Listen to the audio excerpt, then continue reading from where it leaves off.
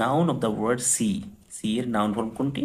বন্ধুরা লক্ষ্য করুন, সি এর শব্দ, সি হচ্ছে একটি ভার্ব যার অর্থ হচ্ছে দেখা, আর এর নাউন ফর্ম হচ্ছে সাইট, দৃষ্টি। 168 নম্বর প্রশ্ন, what is the noun of the word, what is the noun of the verb depart? Depart শব্দটি হচ্ছে একটি ভার্ব, আর এর নাউন ফর্ম হচ্ছে ডিপার্সার। ডিপার্সার হচ্ছে নাউন, ডিপার্ট হচ্ছে পৃথক করা বা বিচ্ছিন্ন করা, আর ডিপার্সার হচ্ছে পৃথক বা বিচ্ছিন্ন। 169 নম্বর প্রশ্ন, what kind of noun the word kindness? Kindness তো অবশ্যই একটি নাউন, যেহেতু এর শেষে NESS রয়েছে নাউন, কিন্তু এটা কোন প্রকারের নাউন? এটা অবশ্যই অ্যাবস্ট্রাক্ট নাউন, এটা একটা বিমূর্ত ধারণা মাত্র।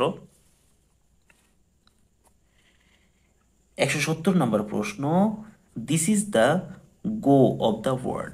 এখানে গো শব্দটি কি হিসেবে ব্যবহৃত হয়েছে? নাউন।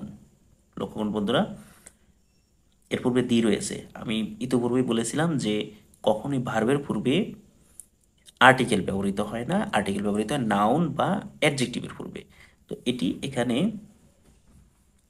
গো শব্দটি নাউন হিসেবে ব্যবহৃত হয়েছে।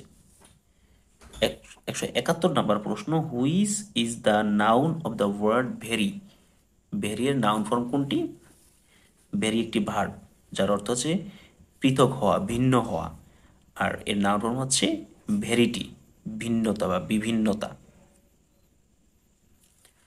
172 নম্বর প্রশ্ন, the part of speech of the word generalisation is. জেনারেলাইজেশনের পার্টস অফ স্পিচ কোনটি? উত্তর নাউন, অবশ্যই নাউন। বন্ধুরা লক্ষ্য করুন, এখানে TION আছে, TION SION এগুলো তো অবশ্যই নাউন। 173 নম্বর প্রশ্ন, there is some cause for concern but no need for alarm.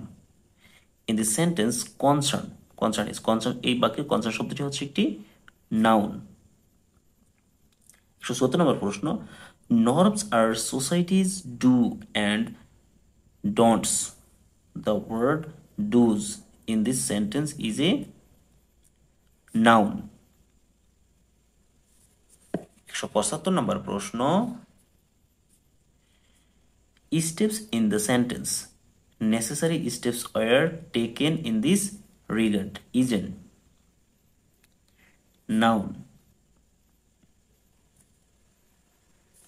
176 নম্বর প্রশ্ন, the soldiers were rewarded for their bravery. Which class of noun does bravery belong to? Bravery হচ্ছে সাহসিকতা, এটি একটি নাউন, কিন্তু প্রশ্নটা হচ্ছে এটি কোন প্রকারের নাউন? এটি অ্যাবস্ট্রাক্ট নাউন। সাহসিকতা হচ্ছে অনুমানের বিষয়, দেখার বিষয় নয়, ধরার বিষয় নয়, ছোঁয়ার বিষয় নয়। 177 নম্বর প্রশ্ন, which is the noun of the word oblige? Oblige কোন ধরনের নাউন? উত্তর, দুঃখিত বন্ধুরা, which is the noun of the word oblige? Oblige এর নাউন ফর্ম কোনটি? অব্লিগেশন, বাধ্যবাধকতা। এখানে TION রয়েছে, এটি হচ্ছে অব্লিগেশন। 178 নম্বর প্রশ্ন, জিরান ইজ সিমিলার টু। জিরান কিসের কিসের সাদৃশ্য? উত্তর, নাউন। জিরান থাকলে সাধারণত নাউন হিসেবেও ব্যবহৃত হয়। 179 নম্বর প্রশ্ন, what type of noun of the word infancy? Infancy কোন প্রকারের নাউন? উত্তর, অ্যাবস্ট্রাক্ট নাউন। 180 নম্বর প্রশ্ন, what is the noun form of the word compete? Compete, কম্পিটের নাউন ফর্ম কোনটি?